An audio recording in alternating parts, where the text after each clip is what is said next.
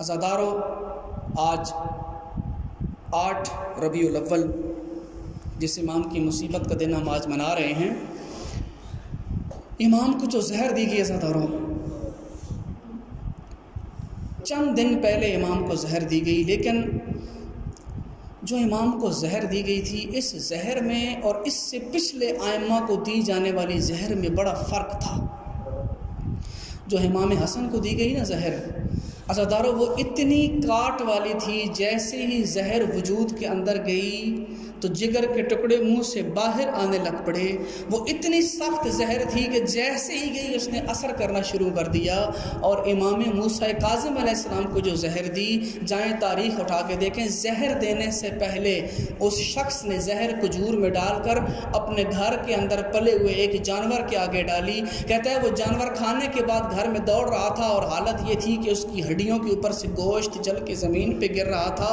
کہتے ہیں ان دونوں اماموں کو زہر ملی، بڑی سخت تھی، لیکن جو تیرے اس 11ویں امام کو زہر ملی ہے نا عزادار، یہ زہر اس طرح کی تھی جو سامنے اظہار تو نہیں کرتی تھی، لیکن وجود کے اندر جہاں جہاں سے جا رہی تھی، ذرہ ذرہ کاٹ رہی تھی۔ امام کے زہر کی وجہ سے امام کے اندر کی حالت یہ تھی عزادارو، 28 سال کا جوان ہے اور واجب نماز بیٹھ کے ادا کر رہا ہے عزادارو۔ وقت یاد آتا ہے جب شام کا زندان تھا، امام سجاد نے دیکھا کہ پھوپھی زینب بیٹھ کے نافل نماز پڑھ رہی ہیں۔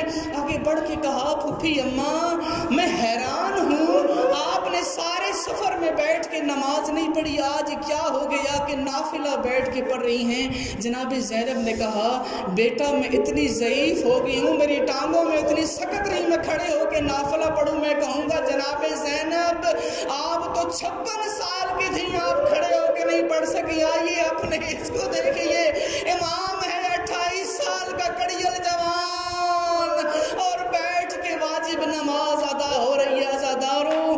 وہ وقت آ گیا جس کا ظالموں کو انتظار تھا، جیسے ہی آخری وقت آیا نا عزادارو، زہر نے اپنا کاٹ کیا، اندر سے عزادارو کٹ رہا تھا امام کا جگر، لیکن سامنے آثار نہیں تھے، جل رہا تھا بدن لیکن چہرے پہ آثار نہیں تھے عزادارو۔ آخری وقت تھا، امام نے اپنے غلام عقید کو کہا، عقید ذرا جانا، آخری وقت ہر باپ کی خواہش ہوتی ہے نا کہ اس کا دم بیٹے کی گود میں نکلے۔ عزادارو امام نے کہا، عقید جانا، یہ ساتھ والے کمرے میں تیری حجت خدا 5 سال کی عمر کا بیٹا ہے، اسے کہے مجھے آ کر پانی دے۔ عزادارو ایک روایت یہ ہے، تیرا اور میرا 12واں امام جس سے تو آج بیٹھ کے پرسہ دے رہا ہے، امام پانی لے کر آئے، اپنے ہاتھوں سے اپنے بابا کو پانی پلایا، اور پانی پلانے کے بعد اپنے بابا کے سر کو اپنی گود میں رکھ دیا۔ عزادارو امام کی روح اپنے بیٹے کی گود کے اندر نکل گئی، لیکن نہ میرے عزیز صرف یہ روایت نہیں، ایک اور روایت مقتل والوں نے لکھی ہے، اگر حوصلہ ہو تو میں سنا سکوں۔ عزادارو امام نے اپنی کنیز سیکل کو کہا، جا پانی لے کر آ میرے عزادار تجھے امام کی مصیبت سناؤں۔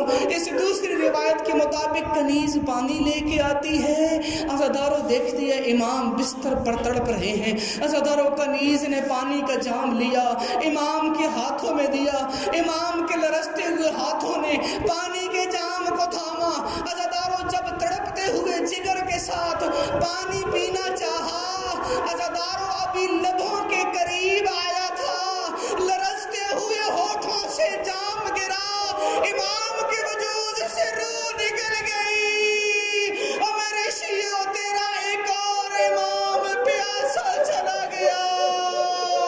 اور اس وقت یہی آواز تھی، اِنَّا لِلَّهِ وَإِنَّا إِلَيْهِ راجعون۔ آنا عزادار اپنے وقت کے امام کو کچھ لمحے آ کر پرسہ دیتے ہیں، امام زمانہ اور ہمارے وقت کے امام، ہم آپ کو پرسہ دینے آئے ہیں آپ کے بابا کا، اور مولا بڑا ارمان ہے، اور زہر دی گئی، اور مولا بڑا ارمان ہے، آپ کا بابا پیاسا گیا، لیکن میں کہوں گا مولا جب جنازے کا وقت آیا تو آپ 5 سال کے تھے، پورے روب کے ساتھ جنازہ پڑھا، میں کہوں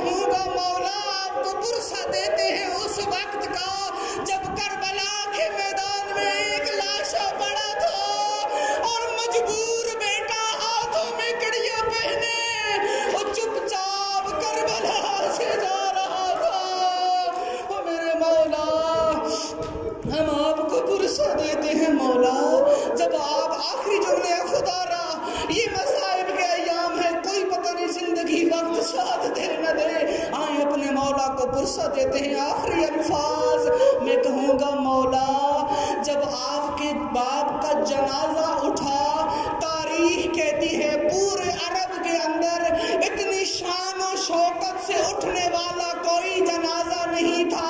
میرے مولا جب جنازہ اٹھا پورا عرب آپ کے بابا کے جنازے میں شامل ہوا. بس فرق یہ تھا جنہوں نے زہر دی وہ بھی دکھاوے کے لیے آپ کے سامنے رو رہے تھے.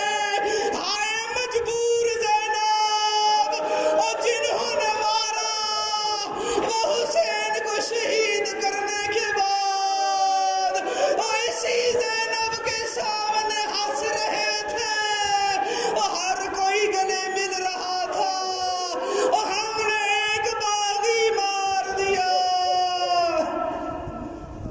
لعنت اللہ علی القوم الظالمین وسیعلم الذین ظلموا ینقلبون. بار الہ بحق چارواں معصومین علیہم السلام ہماری اس قلیل سی عبادت کو اپنی بارگاہ میں منظور و مقبول فرما. اس